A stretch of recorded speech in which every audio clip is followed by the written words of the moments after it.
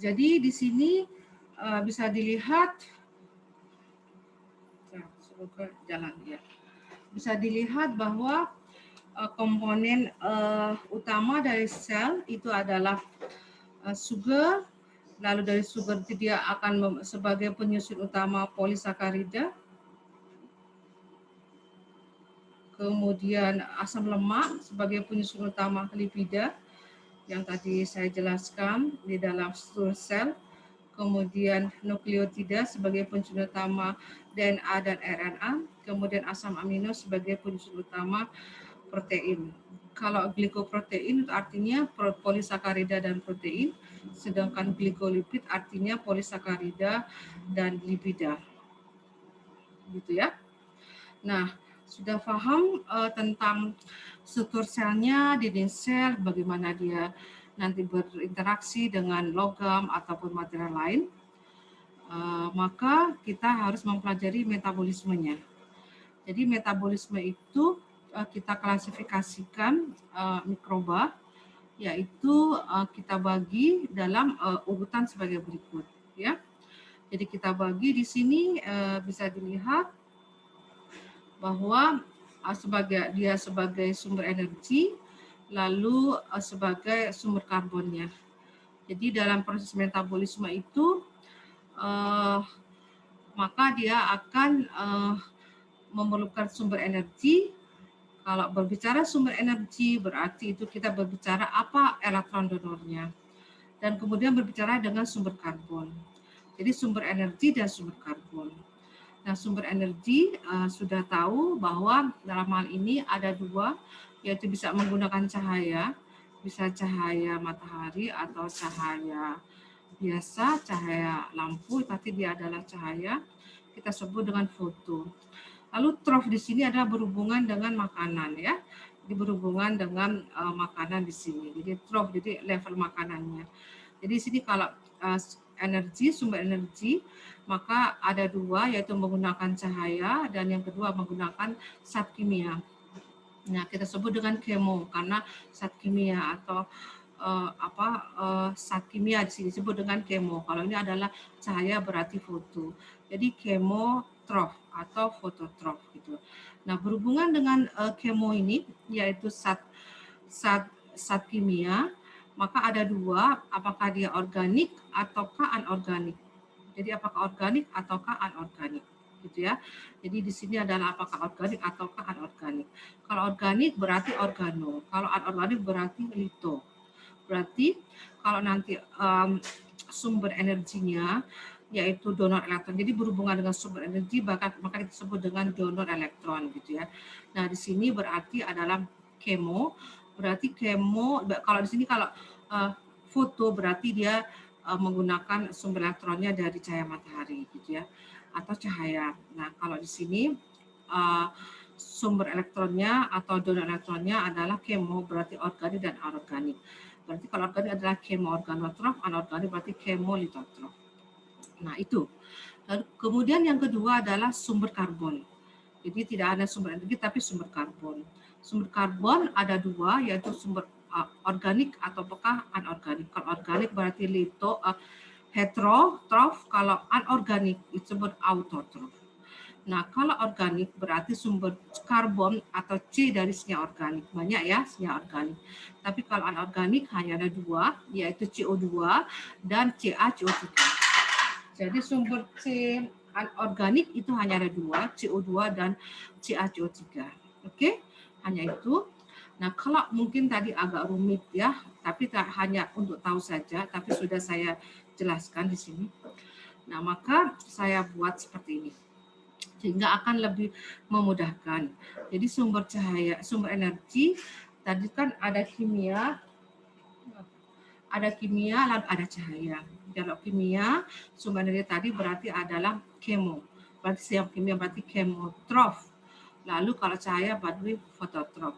Kemotrof ada zat kimia, ada organik dan anorganik kan. Kalau organik contohnya gula atau asetat dan lain sebagainya. Anorganik misalnya ada gas H2, gas H2S atau ion besi Fe+2 atau amonium dan lain sebagainya, bisa juga nitrat dan lain sebagainya. Itu adalah senyawa anorganik. Nah, dari sini berarti masuk adalah level metabolismenya atau makan adalah fototrof. Kita sebut kelompok dia adalah berdasarkan klasifikasi sumber metabolismenya tadi, berarti kita sebut adalah, kalau saya adalah fototrof. Kalau kelompok yang tadi adalah zat kimia sumber elektronnya senyawa kimia anorganik adalah kemolitotrof. Kalau senyawa kimianya adalah organik adalah kemoorganotrof, gitu ya. Contoh yang reaksi menggunakan sumber energinya adalah kemoorganotrof itu adalah gula, maka ada secara misalnya ada oksigen, maka dia akan teroksidasi menjadi CO2 dan H2O, nanti akan dihasilkan energi. Contohnya adalah bakteri ini, E. coli. Nah, kemolitotrof yang tadi saya katakan, contohnya adalah Aciditobacillus thiouxidans.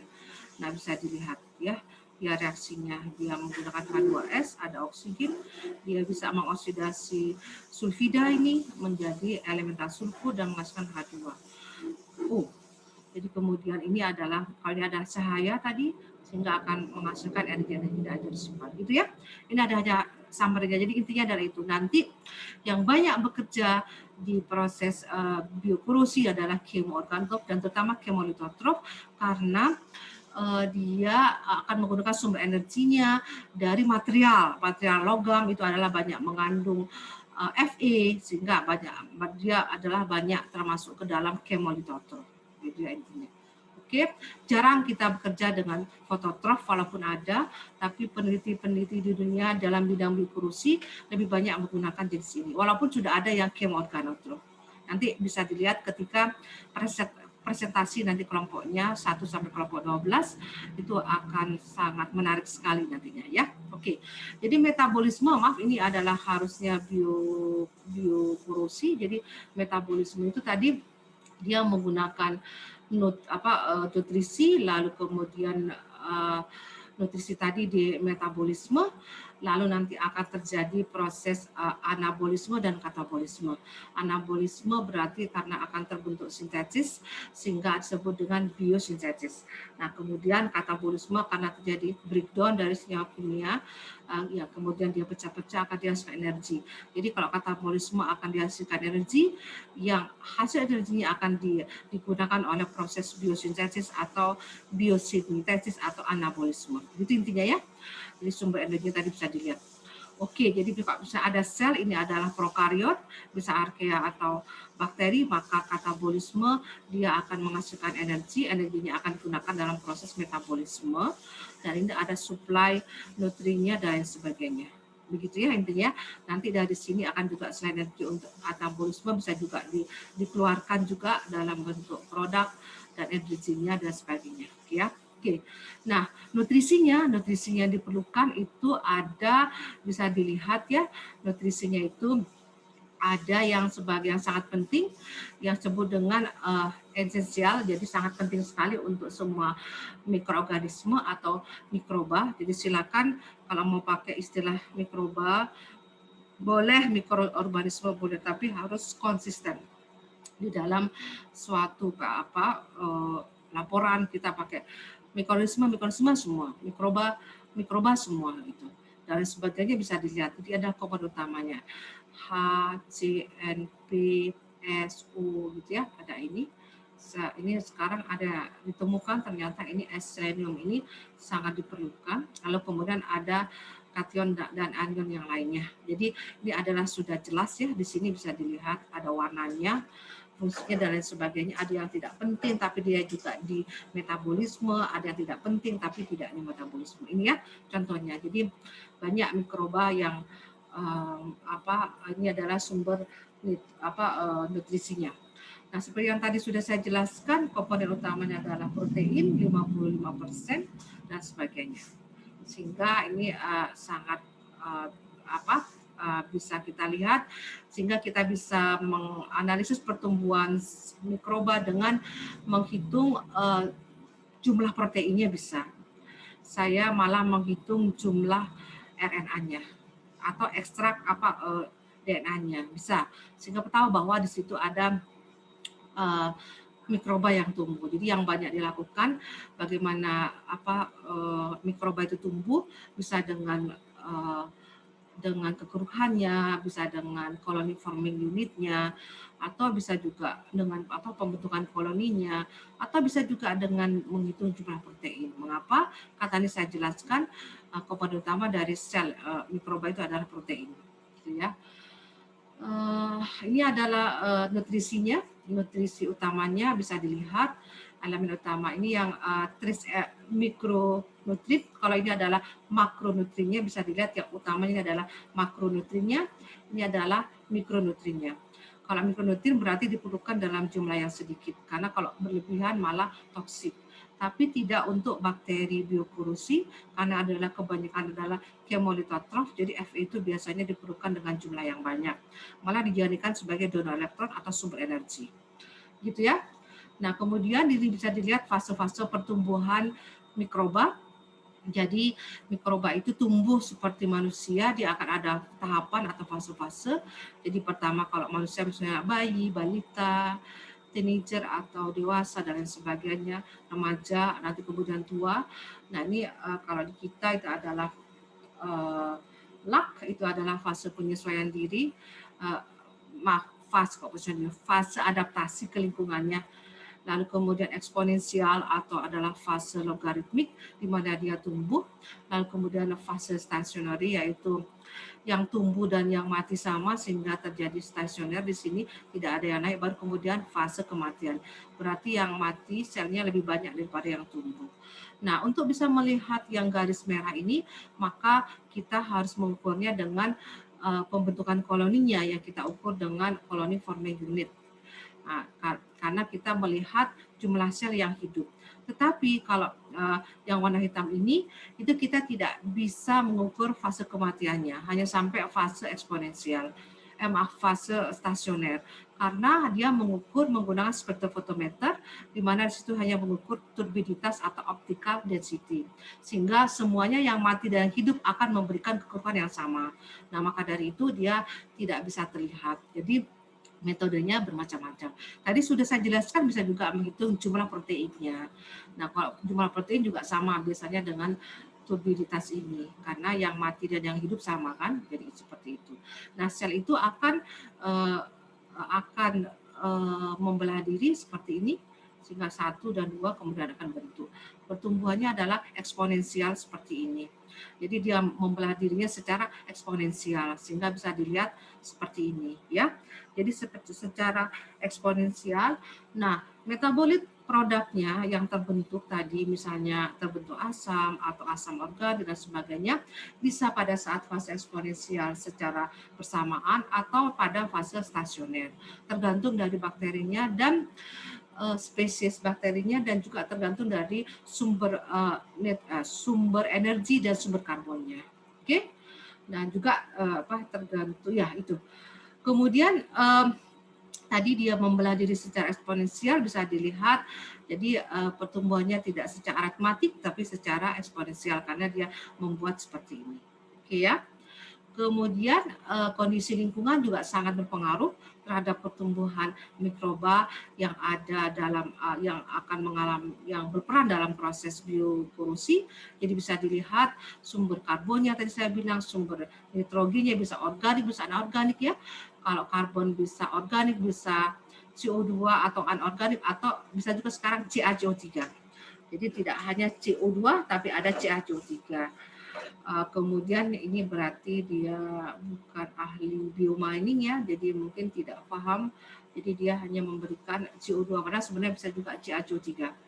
Lalu kemudian dari batuan, kemudian ada mikronutrisi yang lain yaitu yang ini yang sangat penting. Jadi yang penting ada CHO, lalu kemudian ada SPKMG, nutrisi sedikit yang ini. Lalu kemudian yang lain ada elektron donor, elektron aseptor. Elektron donor bisa inorganik ya, dan bisa ini adalah elektron aseptor bisa oksigen, bisa kalau itu pada kondisi aerobik ada oksigen, kalau tidak pada kondisi ada oksigen, maka elektron akseptornya selain oksigen, yaitu dalam menara elektron di atasnya oksigen yang mempunyai potensial reduknya yang lebih negatif, gitu ya, yang lebih negatif yang paling atas, gitu. Kemudian kondisinya juga bisa dilihat temperatur, ada yang hidup pada temperatur dingin, hangat, panas, dan sebagainya, kelembapan, dan kemudian pH.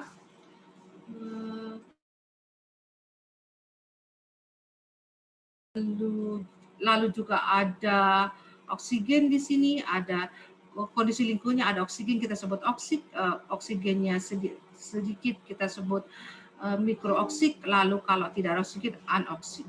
Kalau ada cahaya tadi ada tidak ada tekanan tadi kondisi osmotik, itu maksudnya di sini ada kondisi garam, lalu karena adanya konsentrasi yang sangat tinggi disebut dengan osmotic condition.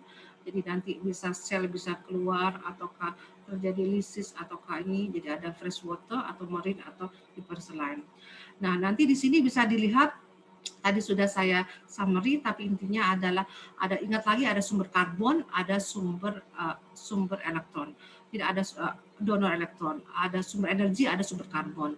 Jadi energinya bisa dilihat karbonnya kalau ada oksigen maka nanti dia akan teroksidasi, nanti dia akan ada energi yang mengalir, kemudian ada oksigen di sini. Kemudian akan terbentuk CO2.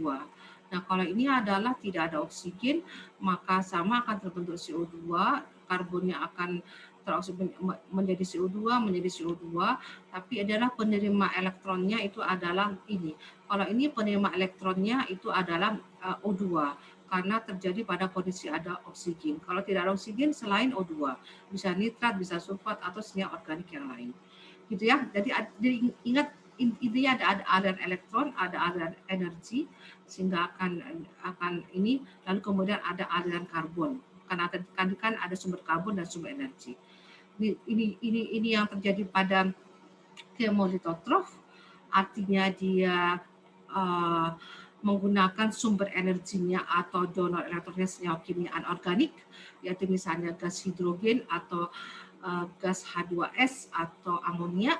Nanti akan ada aliran elektron karena ini terjadi pada ada oksigen, sehingga penerima elektronnya akan diterima oleh oksigen. CO2 dan ini adalah CO2. Kemudian yang fototrofik artinya sumber energinya atau donor elektronnya adalah cahaya. Salah satunya adalah cahaya matahari, maka dia akan ada aliran elektron.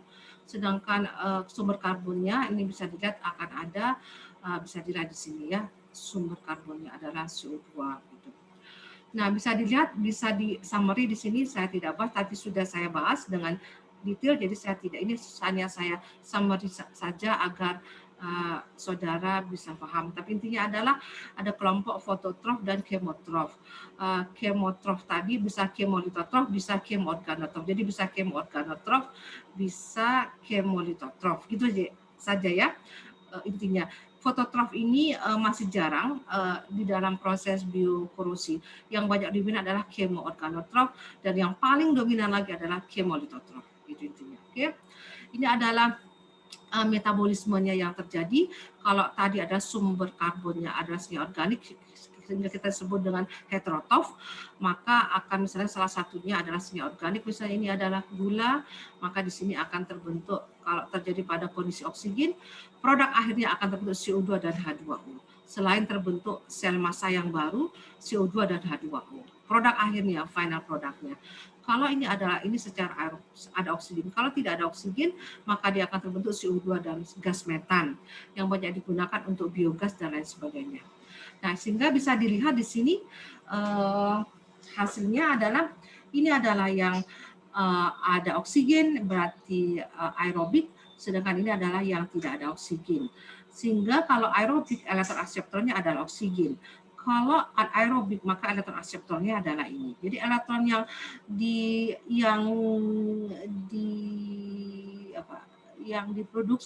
diberikan atau yang diproduksi oleh donor elektron baik secara kimia, secara senyawa anorganik ataupun organik, nanti dia akan diterima oleh ini, gitu ya. Jadi intinya, tapi intinya semua akan membentuk sel massa baru sehingga akhirnya nanti mikroba akan tumbuh, gitu ya, dan akan terbentuk CO2, gitu ya, dan H2O. Kalau yang ini gas metan dan CO2, gitu. Nah, bisa dilihat ini yang kalau dia menggunakan senyawa organik atau heterotrof, maka akan mempunyai ini akan mengalami metabolisme dengan pathway seperti ini, dengan rangkaian seperti ini. Ini yang terjadi di eukariot misalnya, atau bakteri yang menggunakan senyawa senyawa organik sebagai sumber karbonnya atau sumber energinya.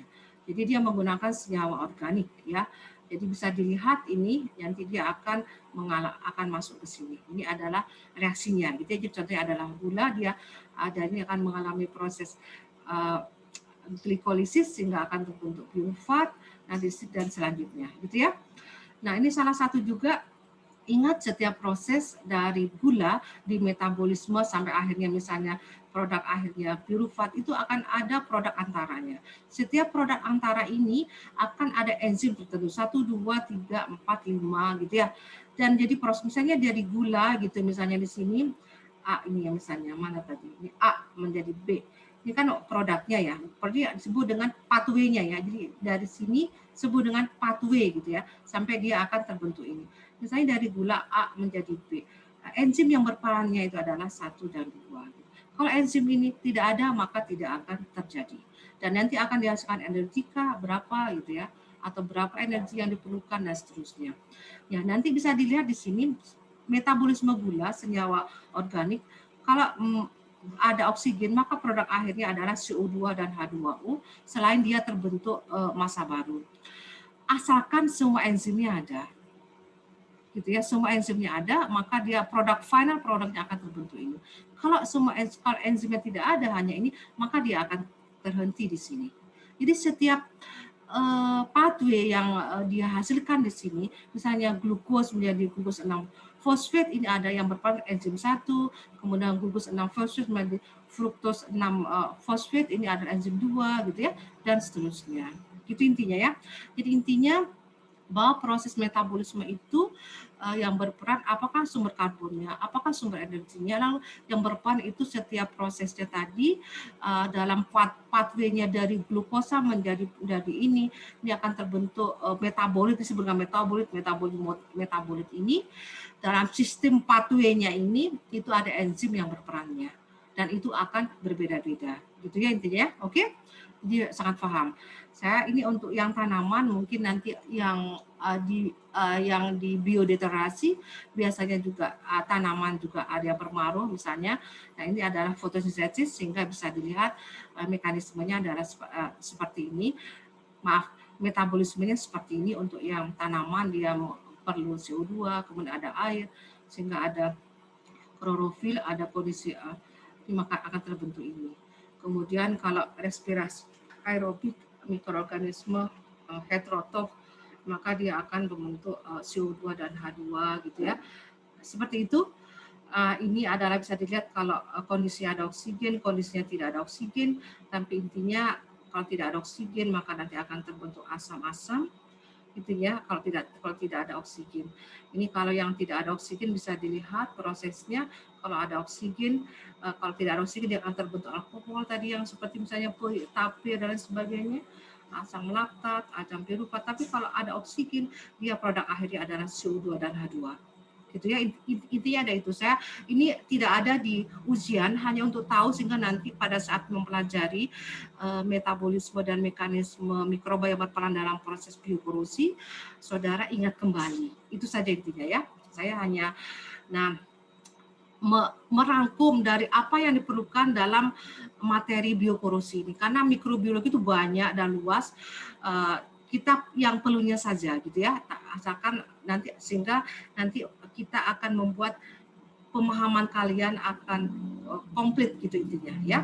Nah, ini kalau misalnya ternyata senyawa organiknya itu adalah sangat kompleks gitu ya, misalnya di sini ada polimer kompleks, maka kalau kondisi anaerobik, anoksik, kondisi anaerobik prosesnya adalah kondisinya anoksik karena tidak ada oksigen, prosesnya anaerobik, maka di sini bisa dilihat produk akhirnya adalah CO2 dan metan yang tadi saya katakan. Dan kalau dia tidak sempurna prosesnya, karena kalau terbentuk ini benar-benar tidak ada oksigen. Kalau di sini masih ada oksigen sedikit, masih bisa terjadi. Kebanyakan akan terbentuk asam-asam yang seperti ini dan gas H2, gitu ya, tidak asetat ya, asidonium dan lain sebagainya, gitu ya. Jadi intinya adalah itu, agar saudara paham, oh ini yang tidak ada oksigen, ini yang ada oksigen, gitu ya, sehingga nanti bisa paham. Nah, ini adalah salah satu proses fermentasi. Proses fermentasi ini dari gula menjadi asam laktat, bisa dilihat dia itu donor elektronnya adalah elektron aseptornya itu bukan oksigen, tetapi dia menggunakan elektron aseptornya adalah senyawa yang diproduksinya, senyawa yang dimetabolismenya. Jadi bisa dilihat seperti ini. Jadi fermentasi itu adalah proses yang tidak memerlukan oksigen, gitu ya. Jadi mikroba dia melakukan proses reduksi. Nah, nanti di situ akan dilepaskan energi. Nanti dari sini dia akan berperan di sini adalah pembawa elektron-elektron. Jadi energi itu berhubungan dengan donor elektron kan. Jadi elektronnya tadi nanti dia akan dibawa oleh pembawa elektron. Contohnya ini adalah koenzim NADH. Gitu intinya ya. Jadi dia akan membuat seperti ini. Hanya untuk tahu saja. Nah, satu lagi mungkin yang bisa saya jelaskan di sini agar paham bahwa dengan dia bereaksi dengan metal, misalnya ada Fe-nya, dia misalnya nanti mungkin ada arseniknya dan lain sebagainya, pasti metal-metal itu kalau misalnya akan dilapisi oleh cover, oleh apa untuk dilindungi agar tidak terjadi korosi atau paduannya misalnya dengan molybdenum atau kromium, maka pasti di situ banyak metal-metal kan. Nah, kalau metal-metal itu terlarut dari material tadi karena kondisinya asam misalnya di lingkungan tanah atau di lingkungan asam dan lain sebagainya, maka nanti dia akan merusak mikroba. Itu adalah pertama nih, kalau Hg, Pb dan sebagainya akan menghambat aktivitas enzimnya tadi. Ingat aktivitas enzim yang tadi saya jelaskan, setiap pathway proses tadi metabolisme itu akan ada enzim yang berperan di setiap prosesnya tadi, ya kan. Kemudian bisa juga terjadi denaturasi protein, bisa juga menghambat pembelahan selnya yang tadi saya jelaskan, atau merusak DNA-nya. Tadi sudah tahu apa itu DNA. DNA nanti juga dari sini akan berubah di sini menjadi menghambat transkripsi dari DNA, yaitu akan menjadi mRNA, lalu kemudian menghambat translasi, yaitu sintesis protein. Itu Hg, dan itu Hg, PbD. Setiap metal mempunyai peranan yang berbeda-beda di dalam menghambat pertumbuhan secara total. Pasti totalnya akan menghambat pertumbuhan kan, dari